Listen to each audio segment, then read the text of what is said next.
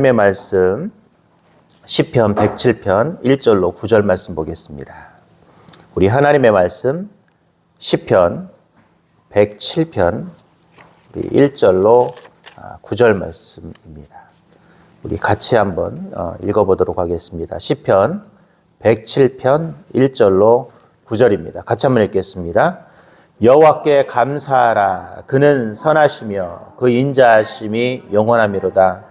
여호와의 성령을 받은 자들은 이같이 말할지어다. 여호와께서 대적의 손에서 그들을 속량하사 동서남북 각 지방에서부터 모으셨도다. 그들이 광야 사막길에서 방황하며 거주할 성읍을 찾지 못하고 줄이고 목이 말라 그들의 영혼이 그들 안에서 피곤하였도다. 이에 그들이 그 중심 여호와께 부르짖음에 그들의 고통에서 건지시고 또 바른 길로 인도하사 거주할 성읍에 이르게 하셨도다. 여호와 인자하심과 인생에게 행하신 기적으로 말미암아 그를 찬송할지로다. 그가 사모하는 영혼에게 만족을 주시며 줄인 영혼에게 좋은 것으로 채워주심이로다. 아멘. 사람들이 이 팔자라는 이야기를 합니다. 내 팔자가 왜 이래? 난 왜 이렇게 태어나서 난 이렇게 살까? 내 팔자 참 비참하다. 뭐 이런 이야기들을 하죠. 이 사람들은 은근히 특별히 신앙생활하는 사람들도 신기하게 가끔 이 팔자 이야기를 할 때가 있어요. 내 팔자, 내 팔자. 네, 여러분 팔자가 있을까요? 물론 우리 주간 미간 뭐죠? 얼굴에 팔자는 있죠. 미간에 이렇게 팔자가 생길 수는 있지만 우리 인생의 팔자는 없습니다. 어떤 팔자는 있냐면 하나님께서 정해놓은 우리가 이 구원의 길에 대한 것들은 있지만 내 인생에 대해서 내 인생이 정해져 있는 것은 없거든요. 근데 많은 사람들은 자신의 삶을 되돌아보면서 원망하죠. 내 팔자가 왜 이럴까? 여러분의 팔자는 주님 팔자입니다. 우리 영혼을 위해서 여러분들이 쓰임받아야 될 팔자지 세상에서 말하는 정해진 인생, 정말 내 인생이 힘들 때 어려울 때 내 인생이 그렇게 불쌍한 것이 아니라 하나님께서는 때로는 그 고난의 과정 속에서 우리를 만들어가는 연단의 과정이거든요. 성경은 그것을 가르쳐 연단이라고 표현을 하고 있어요. 그래서 여러분 앞으로는 우리가 팔자 이야기를 하지 말고 무엇을 얘기해야 되냐면 이 연단의 과정이다라는 이야기를 하셨으면 좋겠어요. 정말 우리가 인생을 살아가다 보면 내 인생에서 일어나지 않았으면 좋을 일들이 많이 발생하죠. 그리고 때로는 그 상황들이 너무나 괴롭고 힘들고 그 상황 때문에 그 시간이 막 괴롭고 때로는 그 문제 때문에 내가 너무나 스트레스 받고 힘들 때 이것이 내 팔자의 문제가 아니라 하나님은 그것을 통해서 뭘 해주시는 거예요? 연단해 주신다는 거예요. 그래서 성경은 우리에게 연단이라는 단어를 주셨어요. 그래서 앞으로 여러분들이 특별히 우리 그리스도인들은 팔자 이야기를 하지 말고 뭐라고 해야 된다? 연단이다. 연단이 왜 중요하냐면 그 연단의 과정이 끝나고 나면 뭐가 생기죠? 순금이 되든 완벽한 칼이 되든 그 연단은 그냥 그 과정이 있는 것이 아니라 끝은 뭐가 되는 거예요? 순금이 된다라는 거예요.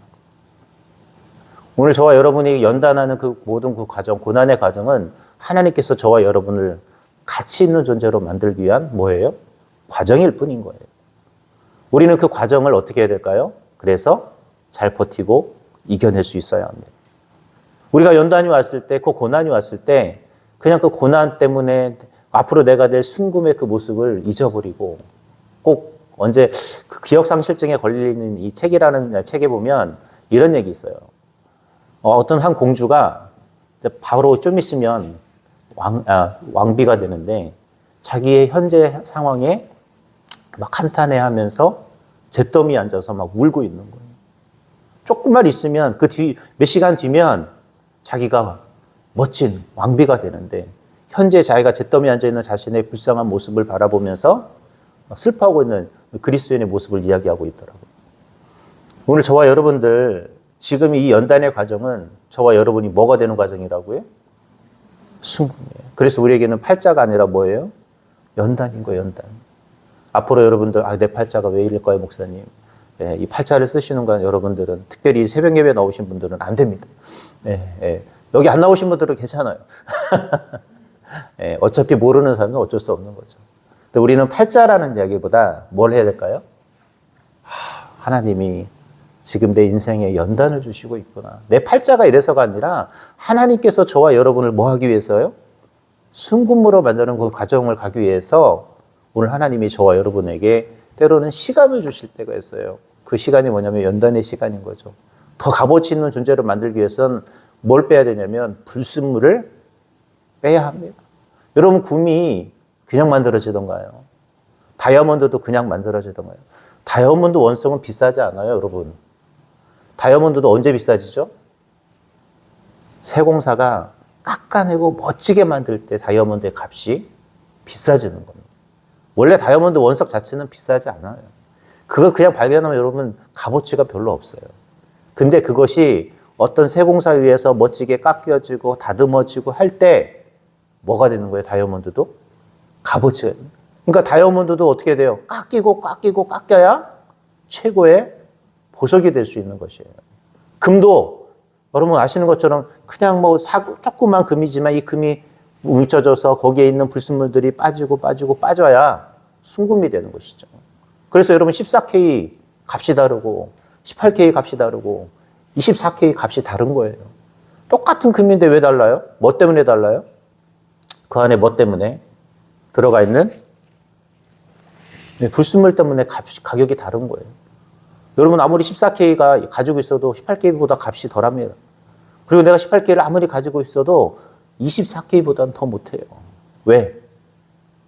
거기에 얼마나 많은 불순물이 있느냐 없느냐에 따라서 값어치가 달라지기 때문에 그래요. 그래서 때로는 우리가 겪고 있는 수많은 연단은 여러분을 더 가치 있는 존재로 만들어요.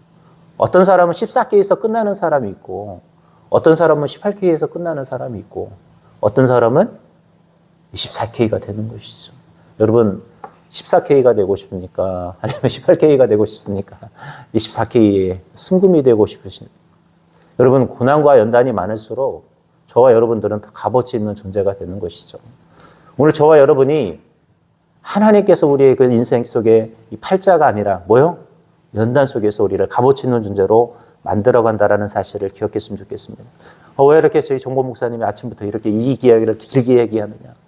바로 오늘 시편 107편이 그 고난과 연단의 과정 속에서 드디어 우리 103편, 104편, 105편, 106편 설교를 했는데 그 이스라엘 백성이 사실 포로 상황이었거든요.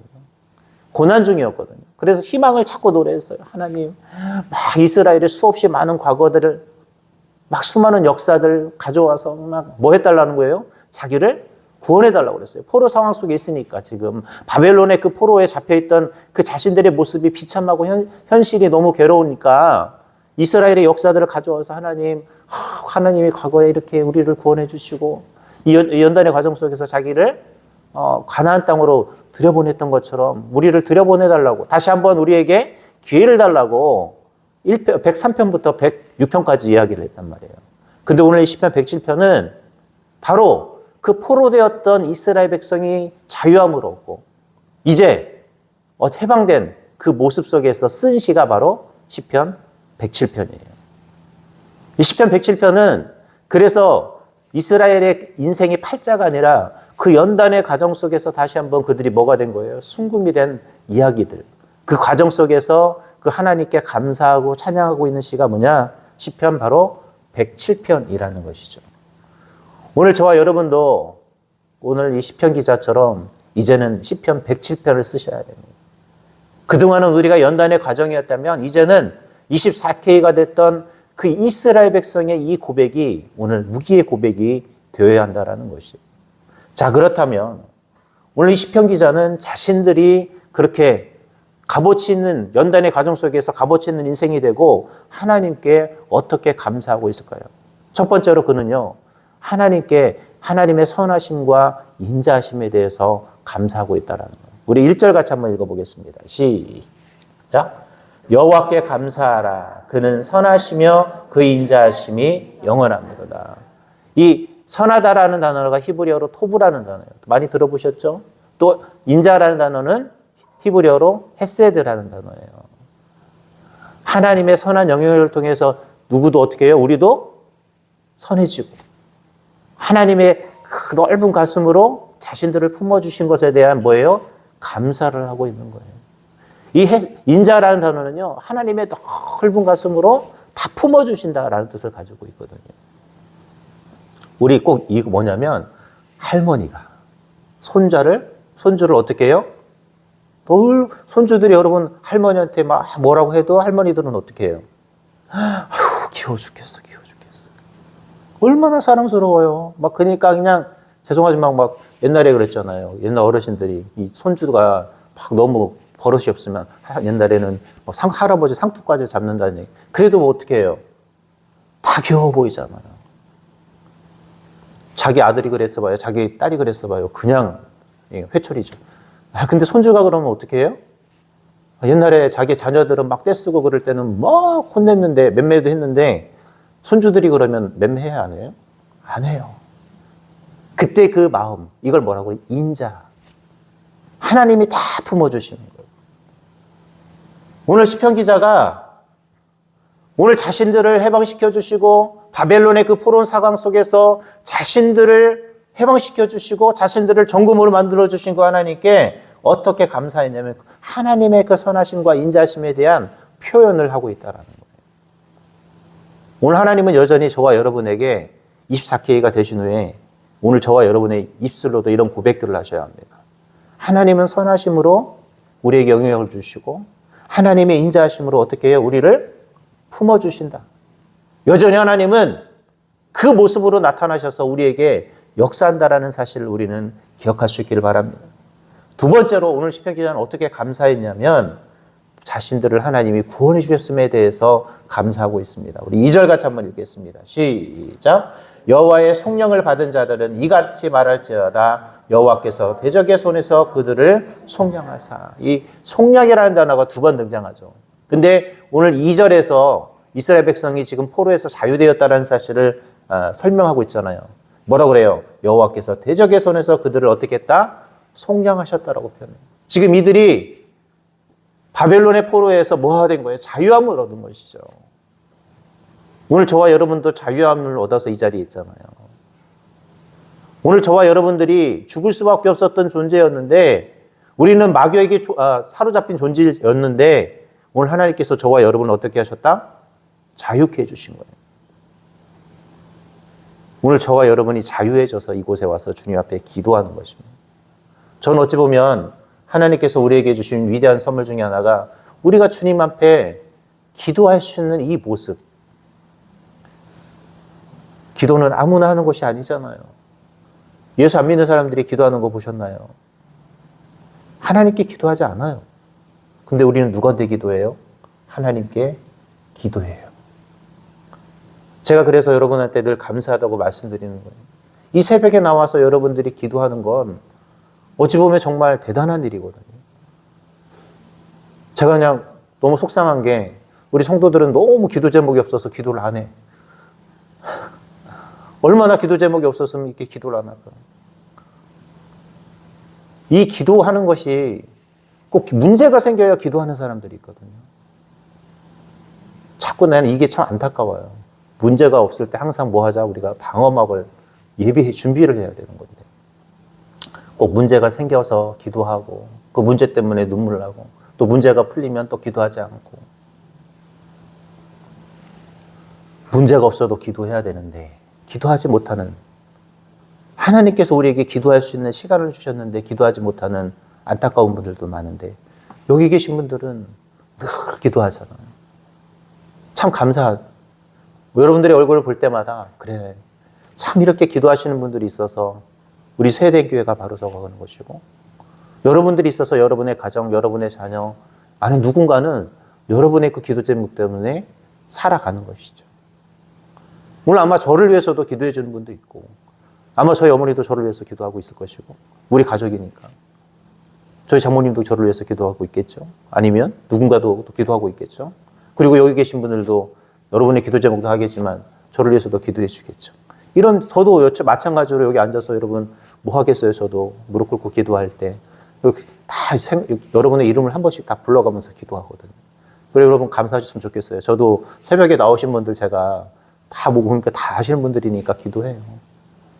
오늘 이 기도의 자리가 그래서 참 중요한데, 오늘 이스라엘 백성들이 자신들을 구원해 주신 그 하나님에 대해서 오늘 그들은 감사하고 구원해 주심에 대해서 또 감사하고 있다는 사실입니다. 마지막 세 번째로 그들은 또 어떻게 감사했느냐? 하나님의 따뜻한 한마디에 그들은 감사하고 그들을 고쳐주실 것에 대해서 고쳐주신 것에서 그들은 감사했다라는 것이 우리 20절입니다. 우리가 오늘 본문에서 읽지는 않았지만 우리 20절 같이 한번 읽어보겠습니다. 시작. 그가 그의 말씀을 보내어 그들을 고치시고 위험한 지경에서 건지시는도다. 하나님께서 그들에게 따뜻한 위로의 한마디를 해주셨어요. 그게 뭐예요? 고쳐주셨다. 그러니까 이 지경에서 그들을 어떻게 해주신 거예요? 고쳐주신 거죠. 하나님의 이 따뜻한 한마디는 그들에게 위로가 되었습니다. 오늘 하나님은 저와 여러분을 고쳐주실 거예요. 내 문제를 고쳐주실 것이고, 병이 있다면 병을 고쳐주실 것이고, 내 마음에 어려움이 있다면 그 어려움을 고쳐주실 것이고, 하나님이 딱 한마디 하세요. 내가 너를 어떻게 하겠다? 고통에서 건져주고 고쳐주겠다. 여러분 좀 나중에 한번 읽어보세요. 19절, 20절에 보면 하나님이 뭐라고 그래요? 그들의 고통에서 그들을 구원한대 라는 표현도 있거든요. 하나님이 그 고통에서 또 그들의 그 어려움 속에서 어떻게 위험한 지경에서 건지시고 고쳐주시겠다는 이 말씀 한마디를 하셔서 그들은 어떻게 해요? 하나님께 감사했다라는 겁니다. 이제 말씀을 맺도록 하겠습니다. 하나님은 오늘도 저와 여러분에게 한마디 말씀을 하세요. 어떤 말씀이요? 여러분들에게 고쳐주시겠다. 여러분을 하나님께서 인자와 사랑으로 내가 너를 품어주시겠다. 내가 너희를 구원해주겠다. 이 한 말씀. 오늘 하나님의 한 말씀을 기억하며 늘 우리는 감사할 수 있길 바랍니다. 오늘 이 시편 107편은 그동안 그들이 바벨론의 포로의 상황 속에서 하나님께서 그들을 구원해 주시기를 너무나 간절히 요청했던 시편 기자에 대한 하나님의 응답의 시였습니다. 그들을 구원해 주시고 이제 자유함을 주시며 그들이 어려움 속에 있을 때 다시 한번 그들에게 정말 이제는 그 연단을 다 끝내고 24K의 축복을 주셨던 그 하나님. 오늘도 여전히 하나님은 저와 여러분에게도 똑같은 모습으로 일하실 것입니다. 지금 여러분의 인생이 시편 103편, 104편, 105편, 106편처럼 바벨론의 상황일 수도 있어요. 바벨론의 그 포로의 상황 속에 놓여 있는 여러분의 인생일 수 있습니다. 여전히 우리는 그 아픔 속에 있을 수도 있어요. 그러나 여러분의 끝은 107편이 될 줄 믿습니다. 하나님께서 우리가 이렇게 하나님께서 그 포로의 상황 속에서 자유함을 얻고 이 시편 기자처럼 107편을 써갈 수 있는 시인들이 될 수 있습니다.